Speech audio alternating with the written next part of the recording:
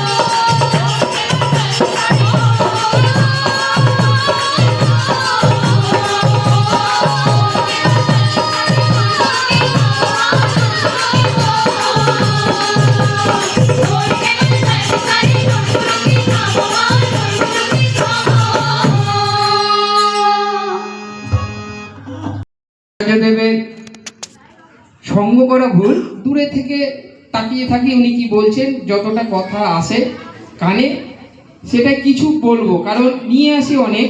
যে দেওঘরে গেট থেকে বেরোলাম, আস্তে আস্তে আস্তে আস্তে ভুলতে থাকি, ট্রেনে উঠলাম আরো ভুলতে থাকলাম, করতে করতে করতে অল্প সংখ্যক কিছু মাথাতে থাকে, সেগুলোই আপনাদের মেসেজ আকারে হোক বা যেমন করে হোক ঠাকুরের কথাগুলো বলার চেষ্টা করছি আমি। এর আগেও অনেক সৎসঙ্গে আলোচনা করেছি, হয়তো আমাদের কোনো রকম অনুভবই করি না যে এইভাবে ভাবা যেতে পারে। পূজনীয় আচার্যদেব বলছিলেন, অনেক দাদা মায়েরা গিয়ে নিবেদন করেন আচার্যদেবের কাছে, তাই একটা নিবেদন করেছিলেন, তখন প্রতি উত্তরে আচার্যদেব বলছে, দেখ জানিস বাড়ির বয়স্কদের অনেক দিন বাঁচিয়ে রাখতে পারে তার সন্তানরা। যখন শুনতে পেলাম ইনি এই সম্বন্ধে কিছু বলবেন, একটু আগিয়ে গেলাম সামনে। বাড়ির বয়স্কদের সন্তানরা অনেক দিন বাঁচিয়ে রাখতে পারে। আচার্যদেব বললেন, যখন মানুষের বয়স হয়ে যায়, একটা সময় যখন পার হয়ে যায়, ওনারা নিজে নিজেই ভাবতে থাকে আমার আর সংসারের কোনো দরকার নাই, আমার তো সব হয়ে গেছে, নাতি পোতা সব বিয়ে হয়ে গেছে, আমার ছেলে চাকরি পেয়ে গেছে, এখন আমি যেতে পারলেই বাঁচি। এটার মধ্যে, এই কথাগুলো ভাবার মধ্যে ভালোবাসা থাকতে পারে, রাগ থাকতে পারে, আবার অভিমানও থাকতে পারে। তো তখন সবাই আমরা চেয়ে আসি উনি কি বলেন। বলছে যে কিছু কিছু কাজ ইচ্ছা করে ভুল করতে হয়। কিছু একটা কাজ করছি, হয়তো গ্লাসে জলই ভরছি, গ্লাসটা ইচ্ছা করে ছেড়ে দিলাম, মানে ইচ্ছাকৃত ভুল, গ্লাস ভরা জল হাত থেকে পড়ে গেল, গোটা ঘরে জলে জলময় হয়ে গেল। মা তখন বলবেন, এই সামান্য কাজটাও করতে পারিস না? তার প্রতি উত্তর আচার্যদেব দিতে বললেন যে মা, তোমার মতন তো পারি না, তোমার মতন কি পারি? এই ছোটখাটো জিনিসগুলো আস্তে আস্তে আস্তে আস্তে ওনারা যখন বসে থাকবেন বাড়িতে ফাঁকা ঘরে, তখন অনুভব করবে যে না, আমার ছেলেটা বা আমার মেয়েটা এখনো কিন্তু হয়ে ওঠেনি, আমার দরকার আছে সংসারে। এই যে চাহিদা, কিছু তো মানুষ আশা নিয়ে বেঁচে থাকে, তাই এই ছোটখাটো জিনিসগুলো, যেমন আমরা যত যাই দেওঘর তত আচার্য সঙ্গ করে কিছু নিবেদন করতে হয় না, পাশে দাঁড়িয়ে থাকলে অনেক কিছু ছোটখাটো জিনিসগুলো আমরা নিয়ে আসতে পারি। এক মাকে বললেন, সমস্যার কথা বলছেন মাকে, তো উনি বললেন, দেখ মানুষ যখন নদীতে পুকুরে স্নান করে, যখন যে ডুব দিল তার নিঃশ্বাস একটা অবধি সে নিয়ে থাকতে পারে জলের ভিতর, তারপরে কিন্তু ভেসে ওঠে। আর ভেসে যখন উঠে তখন কিন্তু কোনোভাবে আটকে রাখা যায় না, তাকে উঠতেই হবে উপরে। যদি একটা শক্ত কিছু পেয়ে যাস ডুব দিতে গিয়ে, তখন সেই শক্ত জিনিসটা ধরে থাকলে দেখবি আরো হয়তো 2 মিনিট থাকতে পারবি। এই শক্ত জিনিসটাই হচ্ছে একটা সম্বল, আর এই সম্বলটা হচ্ছে ঠাকুর। মানুষের বিপদ আসতেই পারে, মানুষের জন্ম নিয়েছেন, মৃত্যু হবেই। তাহলে আমাকে যখন সমস্যা আসবে তখন আরো ঠাকুরকে জাপটে ধরে রাখতে হয় যে ঠাকুর, আমার হয়তো কোথাও ভুল হচ্ছে, নিজে নিজে অনুশোচনায় আসতে হয়। এক মা গিয়ে বলছেন, আমার কোনো কিছু ভালো লাগছে না, আমার স্বামী মারা গেছে। আচার্যদেব সেই ঈশের কথায় বললেন, আপনারা জন্মেছিলেন কি একসাথে? প্রকৃতির নিয়মে জন্ম হলে মৃত্যু হবে, কেউ আগে কেউ পরে, আনন্দে থাকেন। আচার্যদেব খুব কথাটা বলেন, সদা সচিদানন্দ, খুব আনন্দে থাকতে হবে আমাদের। যখন পরিস্থিতি যেভাবে পড়বে সেভাবে পরিস্থিতির সাথে মোকাবেলা করতে হবে। আর উনি যখন বলে দিয়েছে যে ডিপি ওয়ার্ক করতে, প্রশ্নহীনভাবে কাজটা করতে হবে। ডিপি ওয়ার্ক মানে আপনার হয়তো এখন সবাই জানে, সোশ্যাল মিডিয়াতে একটা খুব সুন্দর কথা বলছিলেন, সবাই হয়তো যাদের সোশ্যাল মিডিয়া ইউজ করেন তারা দেখতে পাবেন, কথাটা শুনতে পাবেন। তো আমরা এই জায়গায় একটা পরিস্থিতি পেয়েছিলাম যে অদীক্ষিত বাড়িতেও আমরা সৎসঙ্গ করেছি ডিপি ওয়ার্ক করতে গিয়ে, তাদের ভালো লেগেছে। সেই অদীক্ষ বাড়িটা হচ্ছে আমাদের মঙ্গলবাড়ির নটরাজ সিনেমা হলের ওখানে। তো এবার আমরা খুব দ্বন্দ্বে পড়ে গেছিলাম যে ঠাকুরের দীক্ষিত না, সৎসঙ্গ করতে চাইছে, কিভাবে এটা সম্ভব। আমরা মনুদাকে জিজ্ঞাসা করলাম, মনুদাকে জিজ্ঞাসা করে মনুদা বললো করা যায়। ঠিক আছে, মনুদা বলে দিয়েছে করা যায়। এই করতে করতে কোনো কারণে দেওঘরে গেছি, আমি আর প্রসঞ্জিৎ মিলে ভাবছি চলো নিবেদন করি একটু, কাকে নিবেদন করব। করতে করতে ওই জন্য বিঙ্কিদার কাছে নিবেদন করলাম। বিঙ্কিদা খুব খুশি, বললো এটাই হওয়া উচিত, আর দেখতে হবে তারা যাতে আস্তে আস্তে ঠাকুরমুখী হয়ে ওঠে।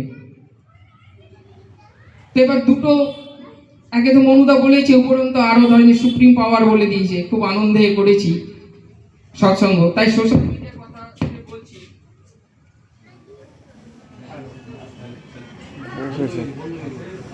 বসে গেছে বলছি, ভুল ধরবেন না কিন্তু, হ্যাঁ ভুল হতে পারে বলতে গেলে। এক মা এই যাজন করতে করতে একটা অদীক্ষিতের বাড়িতে গেছিল। অদীক্ষিত বাড়িতে গিয়ে দেখছেন স্বামী স্ত্রী তারা দুজন, ছেলে বাইরে থাকে।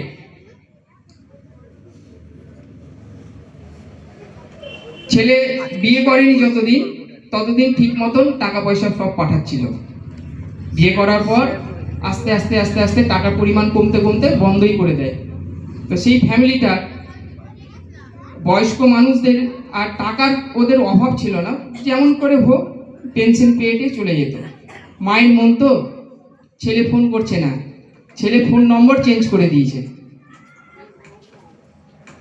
এই করতে করতে খোঁজ নিতে নিতে দেখে তার শ্বশুর বাড়ির পাশের এক মানুষের সাথে তার দেখা হয়েছে। মাটার বলছে, কিরে শ্বশুর বাড়িতে কি ছেলে আসে রে? বললো হ্যাঁ, কিছুদিন আগে তো 1 মাস থেকে গেল।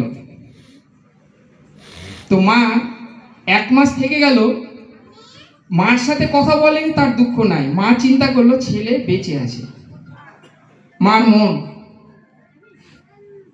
এই করতে করতে সেই বাড়িটাতে কিছু মা ডিপি ওয়ার্ক করতে করতে গিয়ে ঢুকে গিয়ে বলে, মাসিমা কেমন আছেন? তো বললো তোমরা, বললো আমাদের পূজনীয় আচার্যদের, পূজনীয় অবিন দাদা বলেছেন প্রত্যেকের বাড়িতে যেতে, গিয়ে কেমন আছে খবরটা নিতে। যথারীতি আপনার বাড়িতেও আমরা এসেছি, আপনি কেমন আছেন? সব ঘটনা বলার পর বলছে, এরপরেও কি আমি ভালো থাকতে পারি? ছেলের এই ঘটনাগুলো বলল, মনটা খুবই খারাপ।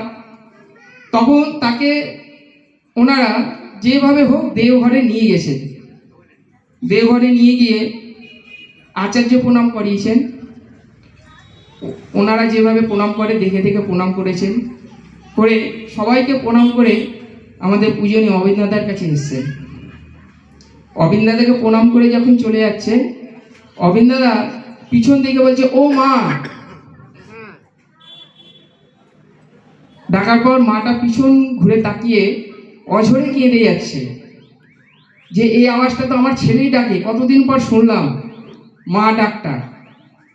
অবিন দাদা বললেন, মা যখন অসুবিধা হবে, মন খারাপ করবে, আপনি অবশ্যই চলে আসবেন। যে আমাদের কথাটা প্রচলন আছে সোশ্যাল মিডিয়ায়, যে সিটির টিকিট কাটবেন, আমি দাঁড়িয়ে থাকবো, সেম কথাটা ইউজ করেছেন। তো এই হচ্ছে আমাদের ঠাকুর, আমাদের ছোট ছোট ছোট জিনিসগুলো, যে আমরা ঠাকুরের দীক্ষিত যারা, তাদের বাড়িতে আমরা অবশ্যই যাচ্ছি, কিন্তু এমন কিছু পরিচিতি আছে সেখানে গিয়ে আমরা ঠাকুরের কথা বলতে পারি। আমার খুব ক্লোজ যারা, সে হয়তো দীক্ষিত না, তাদেরকেও সেইভাবে গিয়ে আমাদের একটু যাজন করতে হবে। দীক্ষার কথা না, চলো আমরা ভালো আছি, তোমরাও ভালো থাকবা, দেওঘর নিয়ে যেতে হবে। এইভাবেই আস্তে আস্তে আস্তে আস্তে আস্তে আস্তে কিন্তু পরিবর্তনটা হবে। আমার সার্কেলটা ঠিক হবে, আমার সার্কেলটা ঠিক হলে আমি ভালো থাকবো। ঝগড়া, যুদ্ধ, উঁচু স্বরে কথা বলা, এগুলো আস্তে আস্তে আস্তে আস্তে আস্তে সব বন্ধ হয়ে যাবে। আচার্যদেবের আরেকটা কথা বলে আমি শেষ করব। আচার্যদেব অনুভূতির কথা বললেন। অনুভূতি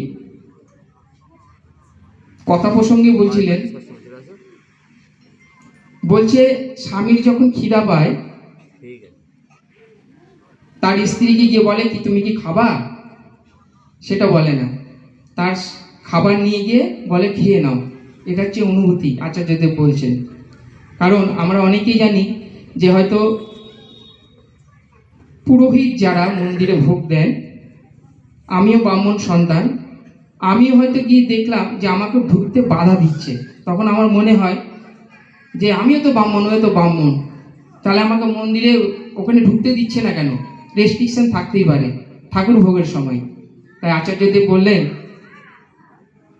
ওরা ভোগ দিতে দিতে ঠাকুরের অনুভূতিটা ওরা বুঝে গেছে, ঠাকুর কখন খেতে চাইছে, ঠাকুরকে কখন খেতে দিতে হবে, সেই বোধগম তো আমাদের নাই, আমরা তো বুঝতে পারবো না। তাদের এই সাইডে চলতে চলতে চলতে একটা জায়গায় ওরা পৌঁছে গেছে।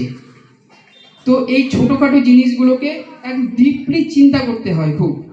একটা আমি হয়তো মহানন্দা পল্লীদের মন্দিরে গেলাম, যে কোনো একটা কারণের জন্য আমার বাজে লেগে গেল, তার সঙ্গে সঙ্গেই রেগে গিয়ে কেউ কোনো কথা কোনো কিছু মন্তব্য করবে না, কারণ হচ্ছে বাক্য হচ্ছে ব্রহ্ম, একদম চুপচাপ থাকেন, নিজের মনে থাকেন।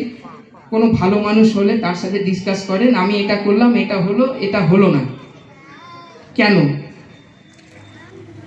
এই হচ্ছে ব্যাপার। সবাইকে ছোটোখাটো জিনিস নিয়ে যে চিন্তা আমার এটা হয়ে গেল ওটা হয়ে গেল, আর পরিবেশটাই হয়তো হয়ে গেল। কারণ আমরা সকালবেলায় তো উঠে বলি আমি অক্রোধী, সঙ্গে সঙ্গে এটাকে চিন্তা করতে হয় কেন আমার রাগ হবে। আমি বলি, আমি ছোট্ট পার্সোনাল কথা বলি, আমার 2 দিন আগে আমার মিসেসকেও আমি বলিনি কথাটা, আমি বলছি তাই, এটাই হচ্ছে অনুভূতি। আমি পরে চিন্তা করলাম, আমার বাড়িতে আমি ভাড়া দিই, বুঝলেন তো, তো বেশ কিছুদিন ধরে ভাড়া দিচ্ছে না ছেলেটা আমার পাশেই, তার শোচনীয় অবস্থা বুঝতে পারছি, কিন্তু আমারও কিন্তু ভাড়াটা দরকার। 6-7 মাস হয়ে গেছে ভাড়া দিচ্ছে না, আজ দিব কাল দিবই করছে, করতে করতে ঘোরাচ্ছে। প্রার্থনা করে উঠলাম, জানেন তো, উঠে মাথাতে ঘুরছে যে ফোন করছি ফোন তুলছে না, তুলে ফোন যখন করলাম ওকে, ফোন তুলে ফোন যখন রিসিভ করেছে ওকে আমি চিৎকার চেঁচামেচি করলাম, চিৎকার চেঁচামেচি করে ফোনটা কেটে দিলাম আমি। তারপর আমার অনুশোচনা হলো যে না, আমাকে এইভাবে কথাটা বলা উচিত হয়নি। আমি এখনই প্রার্থনা করে উঠলাম, ঠাকুরকে বললাম আমি অক্রোধী। আবার ফোন করলাম, ফোন করে বললাম আমি তোকে যে যে কথাগুলো বললাম আমি ভুল বলেছি, আমার এইভাবে বলাটা উচিত হয়নি। তখন বলছে না কাকু ঠিক আছে। তো এটা পারলাম। আমি পরে চিন্তা করলাম ঠাকুর ধরেছি বলে,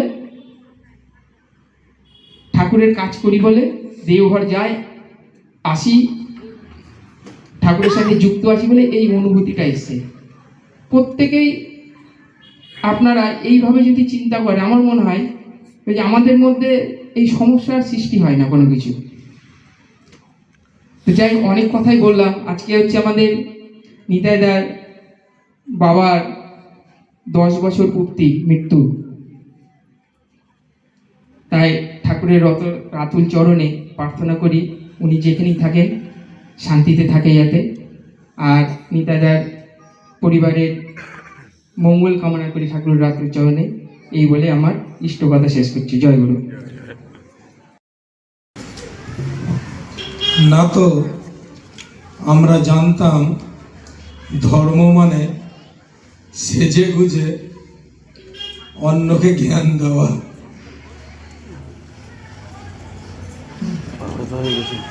ঠাকুর শিখালেন ধর্ম মানে নিজেকে হতে হবে। নিজে হও। পরম পূজ্যপাদ আচার্যদেব কি বললেন?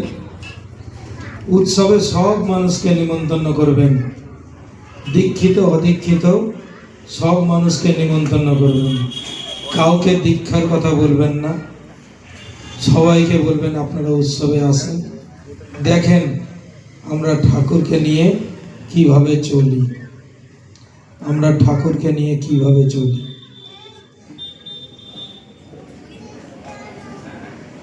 যজন যাজন ইষ্টবিধি তো আমরা জানি, সস্তনী সদাচারও জানি, কি করতে হবে তাও জানি, কিন্তু যাজনটা নিজের চরিত্র দিয়ে যাজন, নিজে হওয়া। নিজে না হলে, আমার মধ্যে ঠাকুরত্ব না জাগলে, আমি ঠাকুরের মতো হওয়ার চেষ্টা না করলে বাকি সবটাই ফাঁকি, বাকি সবটাই ফাঁকি। ঠাকুর সত্যনারায়ণে কি বললেন? তুমি তোমার নিজের দশের দেশের বর্তমান এবং ভবিষ্যতের জন্য দায়ী। আমি দায়ী, আমি দায়ী। বহুদিন পর্যন্ত আমার মনে প্রশ্ন ছিল, আমি দায়ী, করছে অন্যজন গন্ডগোল আর আমি দায়ী। যখন আমি যজন ঠিক মতো করতে শুরু করলাম, দেখলাম সত্যি আমিই দায়ী ছিলাম। আমি আমাকে ঠাকুরের মতো করে উপস্থাপন করতে পারিনি বলেই দায়টা আমারই। পরম পূজ্যপাদ শ্রী দাদা একদিন গল্পটা শোনাচ্ছিলেন যে একজন সাউথের বয়স্ক, অনেক প্রায় 70 বছর বয়স একজন দাদা এসেছিলেন দেওঘর আশ্রমে। চারিদিক দেখে তার খুব ভালো লেগেছে, তিনি দীক্ষা গ্রহণ করেছেন। করে যাওয়ার আগে পরম পূজ্যপাদ শ্রী দাদাকে বলছেন, আগে দাদা আমি জীবনে কি অপরাধ করেছিলাম? তো পূজ্যপাদ শ্রী দাদা বলছেন, কেন? বলেন, না আমি এতদিন পরে ঠাকুরের সৎনাম পেলাম, আমি যদি কম বয়সে পেতাম তাহলে আমি জীবনে হয়তো ঠাকুরের আরো অনেক কাজ করতে পারতাম, আমি কেন বঞ্চিত হলাম ঠাকুর পাওয়া থেকে? পরম পূজ্যপাদ শ্রী দাদা বলছেন, দেখেন এই যে আপনি এখন জানলেন, আপনি সবাইকে জানান, আমরা যারা ঠাকুরকে দীক্ষা নিয়েছি, ঠাকুরের অল্প বিস্তর বুঝেছি ঠাকুরকে, আমরা আমাদের আত্মীয় স্বজন বন্ধু বান্ধবকে বলি, আপনিও বলেন, এইভাবেই ব্যাপারগুলো ছড়াই। আপনার কাছে পৌঁছাতে হয়তো দেরি হয়েছে তাই। তারপরে পরম পূজ্যপাদ শ্রী দাদার চোখ দিয়ে জল গড়িয়ে পড়ছে। তিনি বলছেন, এই মানুষটা যে এতদিন ঠাকুরকে পায়নি তার সব দায় আমার, আমি কাজটা ঠিক মতো করিনি তাই মানুষটা বঞ্চিত হয়েছে। তিনি একটা মানুষ কোথায় কে ঠাকুরের সৎ দীক্ষা পাননি, তার দায়টাও তিনি নিজের মাথায় নিচ্ছেন। তো সব দায়টাই আমার, আমাকেই হতে হবে, আমাকে হলে হবে না, সবাইকে নিয়ে হতে হবে। সবাইকে নিয়ে হওয়া যাবে কি করে? সবাইকে ভালোবাসতে হবে। ভালোবাসা যায় কি করে মানুষকে? মানুষকে ভালোবাসা যায় যখন মানুষের মধ্যে ভালোটা দেখি আমরা। মানুষের মধ্যে ভালোটা দেখলেই মানুষকে ভালোবাসা যায়। আর মানুষের মধ্যে যদি খারাপ দেখতে থাকি তাহলে সেই খারাপ গুণটা নিজের মধ্যেও আসবে আর কাউকে ভালোবাসা যাবে না। আমাদের সবার মধ্যেই খারাপ আছে, সেদিকে লক্ষ্য না দিয়ে ভালোর দিকে লক্ষ্য দিতে হবে এবং সেই ভালো গুণটাকে বাড়িয়ে দিতে হবে। পরম পূজ্যপাদ আচার্যদেব বললেন, সবাইকে দিয়ে ঠাকুরের কাজ করিয়ে নিতে হবে। তুমি যদি না বুঝতে পারো কোন মানুষ কোন কথাতে উদ্দীপ্ত হয় আর কোন মানুষ কোন কাজ করতে চায়, তাহলে তাকে দিয়ে তুমি ঠাকুরের কাজ করাবে কি করে? প্রত্যেকটা মানুষকে দিয়ে ঠাকুরের কাজ করিয়ে নিতে হবে। আর প্রত্যেকটা মানুষ যখন মন্দিরে যাবে উৎসব অনুষ্ঠানে যাবে তার যেন নির্দিষ্ট কাজ থাকে, সে যেন জানে আগে থেকে যে আমার মন্দিরে গিয়ে এই কাজটা আছে। কেউ যদি কাজ নাও দেয় তাকে নিজেকে কাজ খুঁজে নিতে হয় যে আমি মন্দিরে গিয়ে এই কাজটা করব। তাহলে কি হবে, প্রত্যেকে ভাববে এই উৎসবটা আমার, ঠাকুরের মন্দির আমার, ঠাকুরের মন্দির। প্রত্যেকটা মানুষকে সেইভাবে কাজে নিযুক্ত করতে হবে, প্রত্যেকে সেইভাবে নিজের ভেবে ঠাকুরকে নিজের ভেবে সেই কাজে যুক্ত হয়ে যেতে হবে। না তো শুধু গেলাম সৎসঙ্গ উৎসব অনুষ্ঠান দেখলাম, খেলাম দিলাম চলে এলাম, আমার প্রাপ্তি কিছু হলো না। নিজ হাতে গুরু সেবা না করলে তো আমার প্রাপ্তি কিছু হবে না। তাই সব সময় নিজ হাতে করতে হয়। আর জীবনের বেসিক্স গুলোকে অবশ্যই ঠিক করতে হয়, কারণ আজ পর্যন্তই চেষ্টা করে আমি আমার জীবনের বেসিক্স এখনো ঠিক করে উঠতে পারছি না। তো আমি জানি এই জায়গাগুলোতে গন্ডগোল হয়। জীবনের বেসিক্স কি? ঠাকুর যেটা শিখিয়েছেন, ভোরবেলা উঠে ধ্যান, ন্যূনতম পক্ষে 8 ঘন্টা 45 মিনিট চক্র ছবি দেখে ধ্যান করার পর শতনুজ্ঞা পাঠ করতে হয়, নিজের চরিত্রটা সেইভাবে তৈরি করতে হয়। প্রথম ঠাকুর দিলেন আমি অক্রোধী। পরম পূজ্যপাদ আচার্যদেব বলেন কারোর উপর রাগ করা যাবে না, কারোর উপর রাগ করা যাবে না। অথচ আমি জানি যে আচার্যদেব কার কার উপর রেগে আছেন, আর আমিও এটাও জানি যে তিনি কতখানি পরম প্রেমময়, যে তিনি এই ব্যক্তিগুলোর উপর রাগ করে আছেন। এই ব্যক্তিগুলো আচার্যদেব যদি বেঞ্চে বসেন বা চৌকিতে বসেন, এই ব্যক্তিগুলোর আচার্যদেবের সামনে মাটিতে বসতে অসুবিধা হবে, তারা অফেন্ডেড হবে বলেন আচার্যদেব নিচে বসেন। তিনি কতটা পরম প্রেমময়, তাকে তার সম্বন্ধে বিরূপ ধারণা নিয়ে থাকলেও তিনি বলেন ওরা যে খারাপ ভাববে, আমি উপরে বসি কি করে, নিচে বসাই ভালো। আর কোনো ভিআইপি আসলে তাকে আর চেয়ার দিতে হয় না, আসন পেতে দিলে আমার সামনে বসে পড়লো। তো তিনি আমাদেরকে হাত ধরে শেখান যে আমাদেরকে কতখানি ঘুমায়িত হয়ে চলতে হবে, আমাদেরকে কতখানি সহ্য করতে হবে। মানুষ কত কথা বলে, আমি ধৈর্য ধরে শুনি, শুনে পরে বুঝিয়ে বলি এরকম এরকম ভাবে করলে ভালো। তাই সবাইকে নিয়ে ঠাকুরের হয়ে উঠতে হবে। প্রথমে নিজের বাড়ি থেকে শুরু করতে হবে, ইষ্টবিধি ঠিক মতো করতে হবে, 2 বেলা প্রার্থনা করতে হবে, সকাল সন্ধ্যা পিতামাতা গুরুজনকে স্বামীকে প্রণাম করতে হবে, পায়ের হাত দিয়ে না, দূর থেকে। এগুলো তো জীবনের বেসিক্স। সারাদিন মনে মনে বীজ মন্ত্রটা জপ করার চেষ্টা করতে হবে। সব সময় মাথার মধ্যে ঠাকুরকে রাখতে হবে। কিন্তু থাকে না ঠাকুর। কেন থাকে না? মাথায় সবসময় ঠাকুর থাকে না, না অন্য চিন্তা করতে শুরু করে। কি সব উদ্ভট উদ্ভট চিন্তা, বিনা কথা টেনশন, ঝগড়া, রাগ, এইরকম করে দিল, ওইরকম করে দিল, কত জিনিস মাথার মধ্যে। আচার্যদেব শেখালেন অতীত যেটা, সেটা অতীত হয়ে গেছে, আমাদের সেখানে কোনো হাত নাই। আছে কি? অতীতকে আমি পাল্টাতে পারবো না। কে আমার সঙ্গে কি করেছিল, আমার সঙ্গে কি অন্যায় করেছিল, কি সমস্যা হয়েছিল, কি ঝগড়া হয়েছিল, সেটাকে তো আমি পাল্টাতে পারবো না। ভবিষ্যতে কি হবে তাও আমি জানি না। আমার বর্তমানটাই হচ্ছে আমার জীবন। এই যে বর্তমান, এই মুহূর্তটা যে আমি বেঁচে আছি, এই মুহূর্তটাই জীবন। আর এই বর্তমানটাকে ঠিক করতে হবে। কোনো অবস্থাতে কোনো মতেই নিজের বর্তমানকে খারাপ হতে দেওয়া যাবে না। যখনই মনে খারাপ চিন্তা আসবে, সঙ্গে সঙ্গে নিজেকে মনে করাতে হবে নিজের বর্তমানকে খারাপ হতে দেওয়া যাবে না। এই বর্তমান সময়টা আমি আমার ঠাকুরের মতো, এই বর্তমান সময়টা আমি আমার ঠাকুরের মতো, এই বর্তমান সময়টা আমি ঠাকুরের মতো চিন্তা করব। এই বর্তমান সময়টা আমি ঠাকুরের বীজ মন্ত্র জপ করব।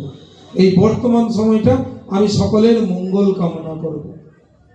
এই বর্তমান সময়টা আমি ঠাকুরের, তাহলে ভূত ভবিষ্যৎ সব ঠিক হয়ে যাবে। অতীতের চিন্তা করে কোনো লাভ নাই, ভবিষ্যৎ কিছু জানি না, এই সময়টা আমি ঠাকুরের। এইভাবে চলতে হয়। আর প্রত্যেককে একে অপরকে উদ্বুদ্ধ করতে হয়, প্রতি মুহূর্তে উদ্বুদ্ধ করতে হয়। ইষ্টভীতি করছে না, তুমি না নরকে যাবা, তোমার এত কষ্ট ওই জন্য দূর হচ্ছে না। কি হলো ব্যাপারটা? ও যদি বুঝতো ইষ্টভীতি করলে কি হবে, তাহলে তো করতো। তাহলে ওকে সেই ভালোবাসাটা দিতে হবে, সেই প্রেমটা দিতে হবে, ঠাকুরের দয়ার কথা বলে বুঝাতে হবে যে আমার ইষ্টভীতি করে কি হয়েছে, ওই মানুষটার ইষ্টভীতি করে কি হয়েছে, ওই মানুষটার ইষ্টভীতি করে কি হয়েছে। বোধ জাগ্রত না করে দিতে পারলে তো কোনো লাভ হবে না। মানুষকে ক্রিটিসাইজ করে, মানুষের অহংয়ে আঘাত দিয়ে, মানুষকে ছোট করে, অপমানিত করে কোনোদিনও কিছু লাভ করা যায় না। পরম পূজ্যপাদ আচার্যদেব বললেন, ঠাকুরকে যদি একটা কথাতে ব্যাখ্যা করা যায়, একটা কথা যদি ঠাকুরের সম্পর্কে বলা যায়, তাহলে ঠাকুরকে কি দিয়ে ব্যাখ্যা করা যাবে? সেটা হচ্ছে প্রেম। ঠাকুর পরম প্রেমময়, শুধু প্রেম। আমাদেরকেও সেই প্রেম দিয়ে যেতে হবে। জয় গুরু। वंदे पुरुषोत्तमं वंदे पुरुषोत्तमं वंदे पुरुषोत्तमं वंदे पुरुषोत्तमं वंदे पुरुषोत्तमं। परम प्रेममय श्री ठाकुर अनुकूल चंद्र जी की जय। परम प्रेममय श्री ठाकुर अनुकूल चंद्र जी की जय। परम प्रेममय श्री ठाकुर अनुकूल चंद्र जी की जय। जगत जननी परमाराध्या श्री बड़मा की जय। जगत जननी परमाराध्या श्री बड़मा की जय। जगत जननी परमाराध्या श्री बड़मा की। परम पूज्य पाद श्री बरदा की। परम पूज्य पाद श्री बरदा की। परम पूज्य पाद श्री बरदा की। परम पूज्य पाद श्री आचार्य देव की। परम पूज्य पाद श्री आचार्य देव की। परम पूज्य पाद श्री आचार्य देव की। सत संग की, सत नाम की। वंदे पुरुषोत्तमं वंदे पुरुषोत्तमं वंदे पुरुषोत्तमं वंदे पुरुषोत्तमं। वंदे आर्य पितृं वंदे आर्य पितृं। वंदे मातृवर्गं वंदे मातृवर्गं। वंदे अहं कृष्ण दैवतं वंदे अहं कृष्ण दैवतं। वंदे पुरुषोत्तमं वंदे पुरुषोत्तमं। परम प्रेममय श्री ठाकुर अनुकूल चंद्र जी की जय। সৎসঙ্গ এখানে শেষ হলো, সবাই প্রসাদ নেবেন।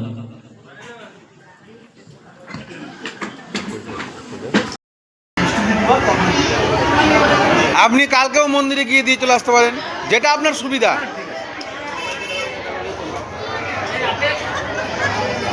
জয় জয় গোপাল গোবিন্দ শ্রী অনুকূল চন্দ্র। আস্তে আস্তে খাওয়া, কেউ লজ্জা করবে না, থেমে থেমে খাও।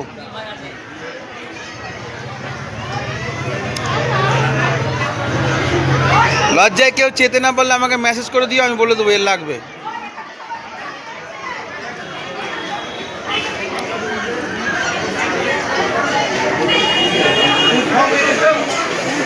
হ্যাঁ কি না গো, আমি যেতেই পারিনি তো বাড়ি, আমি অফিস থেকে এখানে ঢুকেছি। আজকে যাবা না তুমি আমার সঙ্গে, যাবা, তোমাকে ফর্ম দিয়ে দিব একদম।